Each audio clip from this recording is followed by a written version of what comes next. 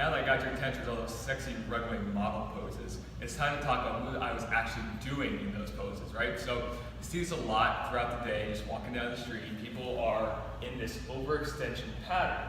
Now it's good because it accentuates a lot of the curves in people, but it doesn't really translate very well into what we want to do to improve our performance in the gym.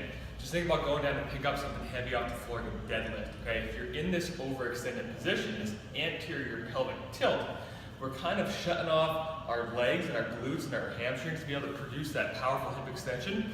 And instead, we're relying on our small low back muscles that are really just there to try and stabilize the spine and let the big legs do that work. So what we're going to do is we're going to work on a mobility drill here to help improve hip extension and get you out of that anterior pelvic tilt.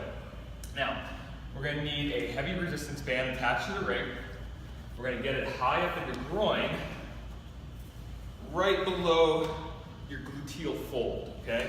You're going to take a big step back, create some nice tension force going down towards the rig.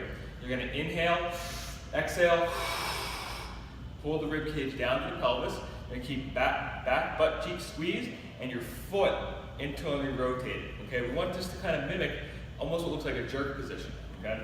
We're going to drop it down, knee to the floor, and come back up. We're going to get 10 of these lunges up and down, keeping a nice vertical torso. After we get our 10th lunge, we're going to stay down on the ground, foot goes flat, and we're going to reset. So we're going to inhale, exhale, pull the rib cage down. I want you to keep your hands right below your sternum and right below your belly button. So this position shouldn't change, okay? I shouldn't see any kind of overextension or any kind of overflexing. I'm going to keep a nice, straight, vertical torso, and we're going to think about a rod going through our hip joints.